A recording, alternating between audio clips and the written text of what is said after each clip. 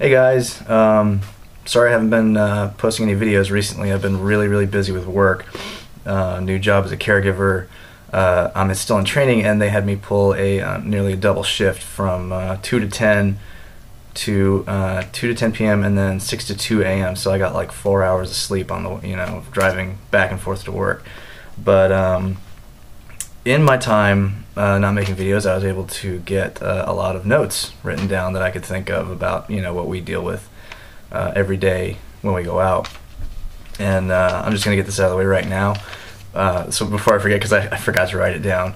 Yesterday I was at work, and an elderly woman. I work with the elderly and 85-year-old plus people. And this woman asked me, "Do you have kids?"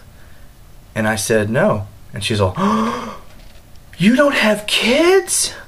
She didn't ask how old I was. She didn't ask how long I've been married like most people do. But I said, "Yeah, I don't have kids." And she said, "You want them, right?" And I usually I take offense to that, but that is that generation. They've been raised to the life script, high school, college, marriage, kids. I didn't take offense to it. I just thought, it's a generational thing. It's no big deal. I said, I told her I didn't want to tell her my life story because she might not get it. About wanting to be child free and not wanting kids. I just said, it just hasn't happened yet. And that's true. It hasn't happened yet. And as far as she knows, it never will. And it's, the truth. It never will. But, let's see. Going over the notes. Book recommendations. There is a ton of books out there. And if you follow Childfree online on Twitter or Facebook, they've got a whole page of book recommendations. The ones I've read are one by Susan Jeffers called "I'm Okay, You're a Brat." Awesome book for the child free, for anybody who's on the fence. It tells the truth, and that you're not going to find that in any book you're going to find on the shelves. That was another point I wanted to bring up.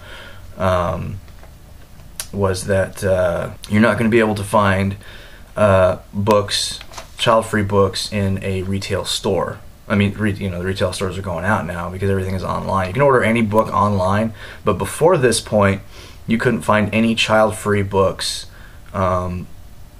in stores like Barnes & Noble, Borders, wherever. Mainly because they don't want people to know the truth. They don't want people to realize that it is an option. All you see is how to raise your kid, how to be the best parent, how to change, how this is, what to do when you're expecting a baby, and it's what we get for living in a child-centric society. That's just it.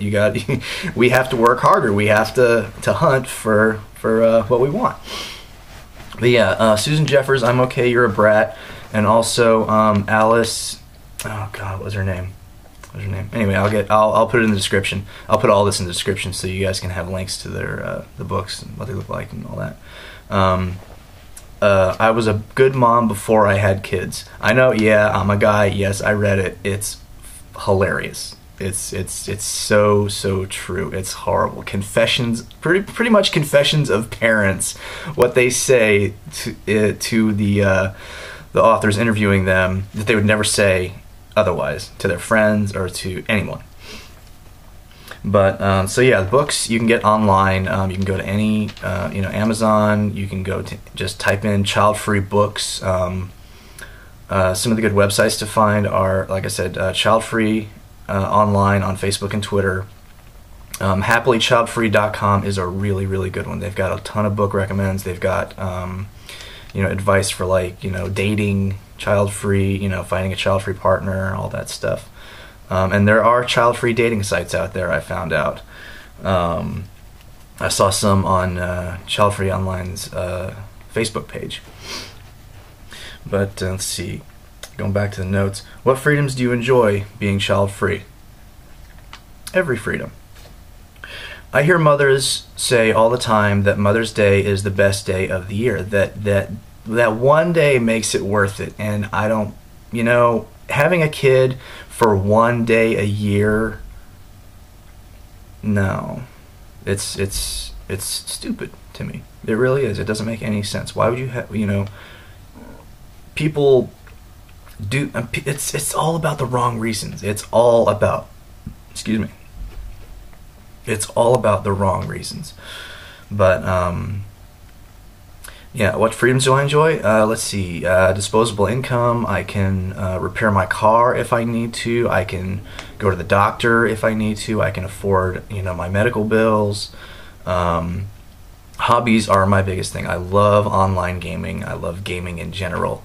I've got a whole library of games sitting right there, and I've got a plan. 2012 is going to be the year of really good games.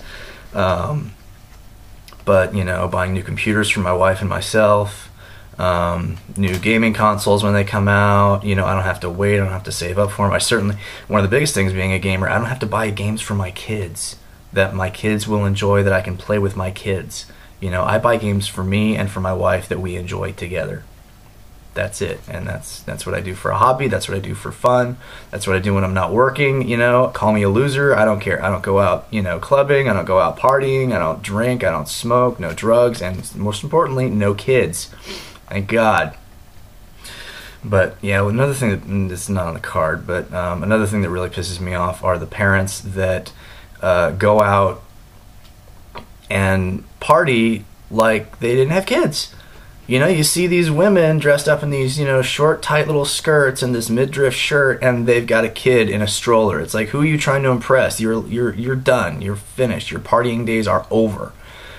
And some people don't get that, and it's sad to see. It really, really is, because they are screaming to the world that I don't have a kid when they very clearly do. Let's see, comedians. Oh, this is a good one. My favorite child-free comedians: Bill Burr, George Carlin, and Doug Stanhope. And I'm gonna be linking this in the comments. They are amazing, and it's so true. You can get with comedy, you can get away with anything. You can say anything you want. You can tell the truth with comedy, and nobody will fight you on it. But a lot of comedians have, child-free. Like, oh, don't have kids. Like, one of the female one female comedian says, I don't have kids because it would seriously cut into my Xbox time. I love that. Another thing, the ball and I know I'm going really off topic, but the ball and chain myth with marriage. What people don't realize, divorce is so easy. 50% at least of divorces in the United States. 50% of marriages end in divorce in the United States every year. And that's easy. That's just an easy ticket out. You just sign a couple of papers. I know it's not that easy, but it's a lot easier when you don't have a kid involved. When you have a kid, you're biologically stuck to that woman you now hate. And you have to go to family reunions, you have to see her on the custody days, you got to see her on the kid's birthday, and yeah. Wives are not the ball and chain. Children are. And it's, I've seen a bunch of pictures. I'll probably look a few up and link them in the video to pictures of that. Why do we defend our choices to be child-free? Well, I've heard the argument a couple weeks ago, well, I don't have a dog. Why am I not labeled as being dog-free or pet-free?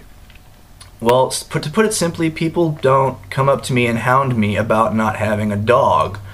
Oh, why don't you have a dog? Oh, having a dog is the best thing in the world. Oh, dogs are great. Da, da, da, da, da. No, I don't hear it. You got cats? Yeah, I got a cat. You got a dog? No? Oh, okay. You got kids? No? Oh my God, you're an evil person. Why don't you have kids? You're going to want one someday. You make it happy, all worth it. Da, da, da, da. Yeah. That is why we defend our choices to be child-free. Is because we have to. Simply enough. Because nobody just leaves it. Oh, you don't have kids? Nope. Okay. It never stops there ever. Another one when we're approached about being child-free is people ask me, of course, when my wife isn't around, which is very rare. When my wife isn't around me and I approach somebody approaches me about being child-free, they say, "How does your wife feel about it?" In the myriad of questions and concerns about my life, which they learned about 2 seconds ago. They say, "You'll want one someday, you'll change your mind, it's all worth it, You know, I hear, oh, it's against religion, God, go forth and multiply, that bullshit. And then sometimes I get, oh, how does your wife feel about it? As if we hadn't talked about it. Oh, hey, thanks. You know, thank you so much. You've reminded me. Let me go home and talk to my wife about it, who I've been married to for 8 years. That's a subject that hasn't come up yet. Fucking idiots. Yeah, do a Google search if it's still up after SOPA. Do a Google search for I hate being a parent, or I hate being a mom, or I hate my kid. You'd be surprised at the confessions that people, the anonymity, excuse me, that the internet provides for parents to actually speak their minds. It's some interesting stuff. Yeah, about the vasectomy thing. You know, people are like, people will talk about, guys especially will talk about, oh, I'm not letting the doctor get near my balls with a knife. I'll tell you right now, I'm the wimpiest guy in the world. I've got very thin skin. Please don't insult me. But I did it. You know, I did it. It was the right choice for me. And it wasn't one of those, like, you know, holding your breath, tensing up, oh my God, the moment is coming. It was simply just, let's do it. Let's do it. Because, yeah, you know, it was easy for me. It was easy. It was a life-changing decision.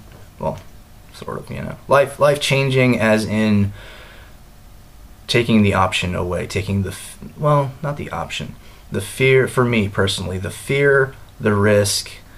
You know, I can have sex just to have sex. And that's it.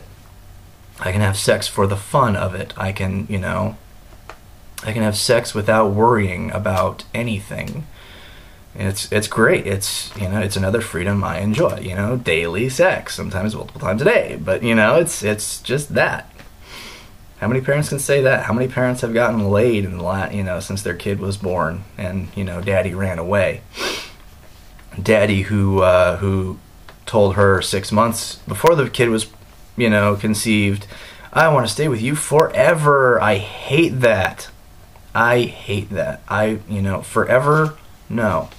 No. Not forever. Forever doesn't exist. I'm sorry. But I'm also going to link to you a interesting video that came out over Christmas break. It's the iPod video. It's people on Twitter and other social media talking about, bitching about, oh, I didn't get an iPod for Christmas. I didn't get an iPod for Christmas. Oh, when I didn't get an iPad for Christmas. I got the black iPod. I didn't get the white one. Blah, blah, blah. Spoiled little shits. We are in a recession. I'm shocked they haven't started calling it the Great Recession. That's what it is. The media is talking about, oh, recovery, recovery, recovery. Nope. Still bad. I'm blessed to have my job. I really, really am. And, you know, I know a lot of people out there, a lot of friends of mine who are unemployed right now, can't find work, and it sucks. I mean, maybe things will get better. I hope so. I really do. But, yeah, it's the video of little spoiled shits talking about, you know, some of them were like, oh, I got a car, but I didn't get an iPad. It's like, you got a fucking car. Shut up. I know. I went to college with people who didn't have a car. They had to ride public transportation or carpool. Shut the fuck up. But yeah, the entitlement for parents, the spoiled kids, we're fucked. Yeah, idiocracy. Yeah, we're fucked. It's coming. It's on its way. It's on my dare say. It's here. But so yeah, that's about it. So any questions, comments, anything, leave them for me. Have a good day.